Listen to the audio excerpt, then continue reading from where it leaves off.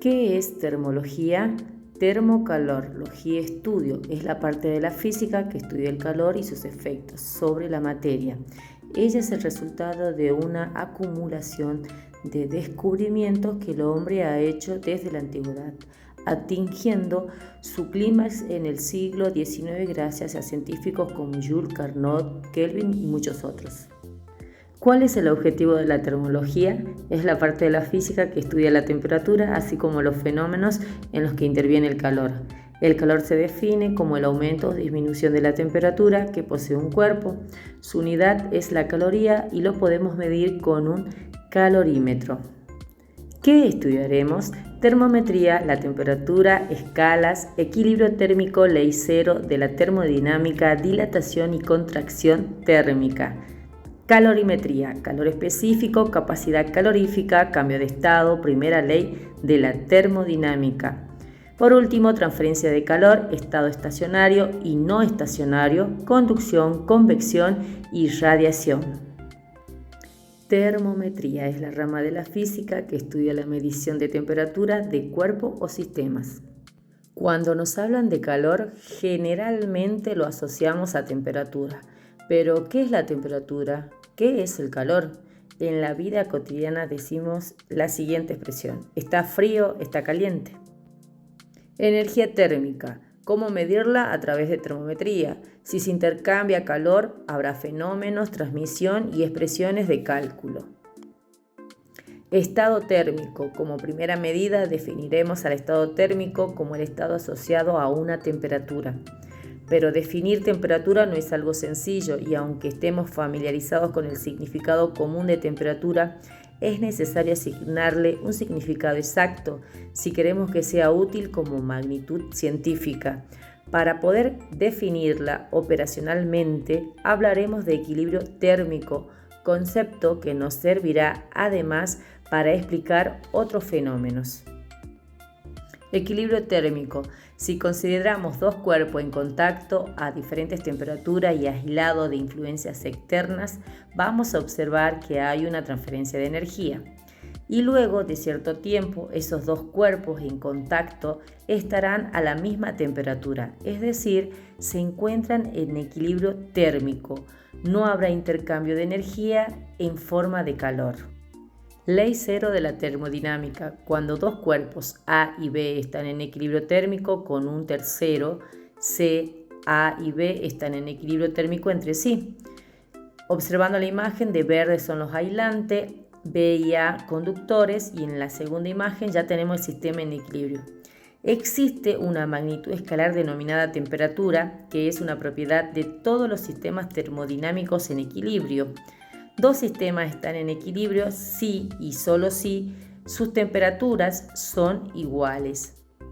Temperatura es una magnitud escalar que se relaciona con el movimiento aleatorio de los átomos y de las moléculas de una sustancia.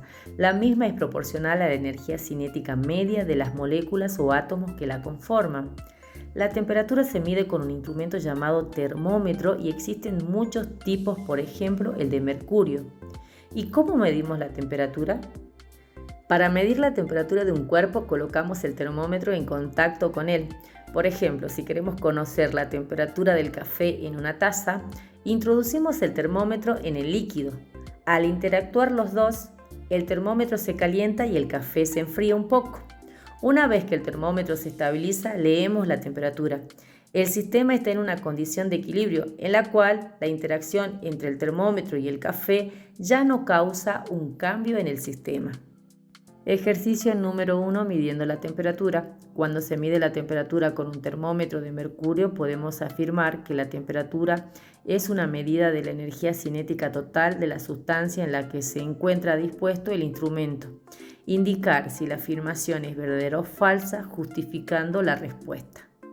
Escalas termométricas, escala centígrados Celsius. Fija los niveles de la columna de mercurio en los puntos fijos, el punto de ebullición y el punto de fusión del agua.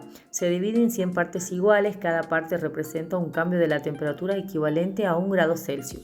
Escala Fahrenheit. Actualmente toma como punto de referencia el punto fijo inferior, temperatura de fusión del agua, y el punto fijo superior, vapor de agua en ebullición a presión normal. asignándole los valores de 32 grados Fahrenheit y 212 grados Fahrenheit. La escala Kelvin, la temperatura de referencia es la del punto triple del agua. Es por definición el punto triple, 273,16 grados Kelvin, que corresponden a 0,01 grados Celsius. La temperatura donde la presión es 0 corresponde al cero absoluto, 0 Kelvin. El Kelvin es la unidad de la temperatura en el sistema internacional. Ejercicio número 2. Relación entre escalas de temperatura. Usando los puntos de fusión y ebullición del agua en unidades de cada sistema, encuentre la relación entre la escala de temperatura. Apartado A, Celsius y Fahrenheit. B, Celsius y Kelvin. C, ¿a qué temperatura coincide la escala Celsius y Fahrenheit? Fenómenos producidos por los cambios de temperatura. Dilatación térmica. Cuando se eleva la temperatura de un cuerpo isotrópico, las dimensiones de este aumentan. De acuerdo a las dimensiones que varían, podemos analizar la dilatación lineal, superficial o volumétrica. Comenzamos con la dilatación lineal. Conforme aumenta la temperatura, la variación de la temperatura, la longitud inicial de una varilla aumenta hasta un valor de longitud final. Observando la tercera fórmula es la que vamos a utilizar, longitud final es igual a longitud inicial por 1 más el coeficiente de dilatación por la variación de la temperatura. Coeficientes lineales de dilatación térmica. Ejercicio número 3, calculando la dilatación superficial. Dado un cuerpo homogéneo en el cual el espesor es despreciable con respecto a sus otras dos dimensiones, determina la expresión de cálculo para determinar el área final al calentarse hasta una temperatura final, conociendo el área inicial cuando se encuentra a una temperatura inicial y el coeficiente de dilatación lineal es alfa. Dilatación superficial. Consideramos el aumento tanto de su longitud como de su ancho. El coeficiente se multiplica por 2, que viene por tabla. La fórmula queda: superficie final es igual a superficie inicial por 1 más 2 por el coeficiente de dilatación por la variación de la temperatura. Dilatación volumétrica. Consideramos el aumento de sus tres dimensiones: el alto, la profundidad y el ancho. Entonces la fórmula va a ser volumen final es igual a volumen inicial por 1 más ese coeficiente de dilatación multiplicado por 3 por la variación de la temperatura. Ejercicio número 4, subida del nivel del mar. La subida en el nivel de los océanos de la Tierra es de preocupación actual. Los océanos cubren el 3,6 por 10 a la octava kilómetros cuadrados, aproximadamente el 70% del área superficial de la Tierra. La profundidad de los océanos promedio es de 3.700 metros. La temperatura superficial del océano varía ampliamente entre 35 grados Celsius en verano en el Golfo Pérsico, menos 2 grados Celsius en las regiones árticas y antárticas. Sin embargo, incluso si la temperatura superficial del océano supera los 20 grados Celsius, la temperatura del agua cae rápidamente como función de la profundidad y alcanza 4 grados Celsius en una profundidad de 1000 metros.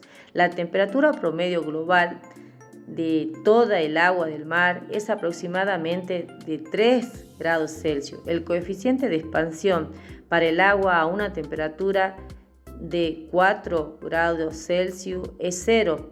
De esta manera es seguro suponer que el volumen del agua oceánica cambia muy poco a una profundidad mayor de 1000 metros.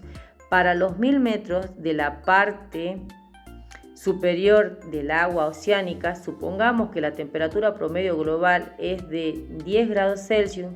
¿Cuánto cambiaría el nivel del mar solo como resultado de la expansión térmica si la temperatura del agua de todos los océanos se incrementara a 1 grado Celsius? Resumen: tipos de dilatación: dilatación lineal en sólidos, dilatación superficial también en sólidos, dilatación volumétrica en sólido, en líquidos y en gas. Aquí podemos obtener los nombres de cada variable según si es dilatación lineal, superficial o volumétrica. Fórmulas de dilatación térmica lineal. longitud inicial, temperatura final, coeficiente de dilatación lineal, temperatura inicial. ¿Cómo obtener cada una de ellas? También la fórmula de dilatación superficial térmica. Y dejamos también un desafío para que puedan obtener la fórmula de dilatación volumétrica térmica.